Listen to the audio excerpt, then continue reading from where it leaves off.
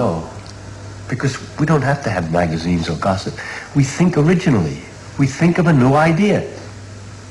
We talk to each other and we try to look at something from a new point of view. And we delight each other in a new point of view. And when you're talking to somebody else who's trying to think of something new, different, and he thinks, he's thought about the whales or the dolphins, and he has some little thing he's thought of that's a little different than the thing that you've thought of. And so when you're talking back and forth, he's excited by your point of view about dreams, and you're excited by his little observation that he has made about dreams, if he has happened to have thought about that. So the point is,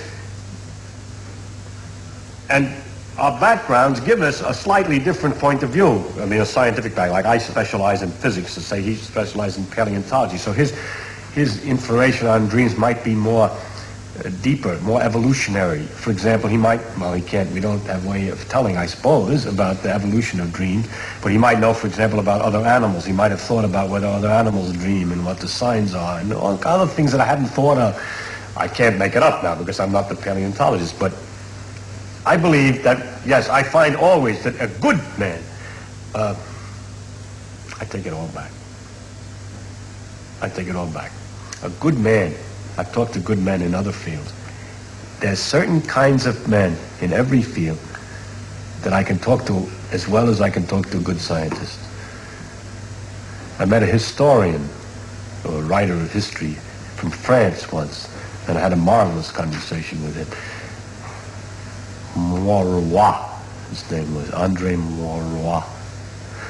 And then I met an artist, Robert Irwin, who's a very important artist in Los Angeles in modern art, and I could talk to him at the same depth of excitement. So I take it all back. If you give me the right man in any field, I can talk to him. I know what the condition is, that he did whatever he did as far as he can go, that he studied every aspect of it as far as he has stretched himself to the end. He's not a dilettante in any way.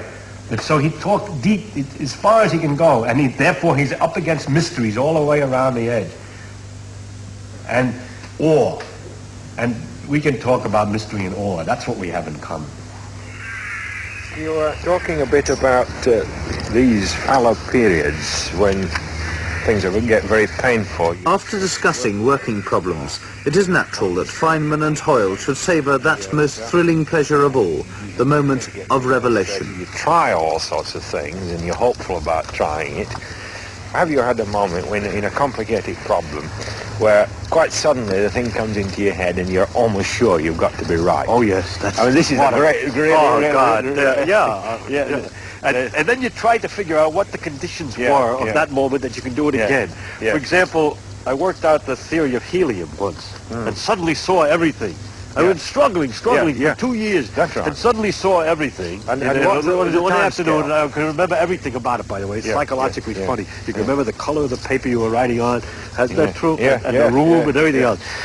And then you wonder, what's the psychological condition? Well, I know at that particular time, I simply looked up and I said, wait a minute. It can't be quite that difficult. It must be very easy. I'll stand back and I'll just treat it very lightly. I'll just tap it and it'll say boom, boom, and there it was.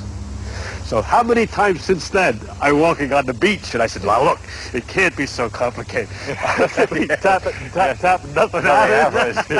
It only happens, So the lights are great, but the secret way, what's the condition? It's that missing bit in the brain, isn't it? Right. That suddenly lights up. And I have no idea. I've thought about it because some man suggested I think about that.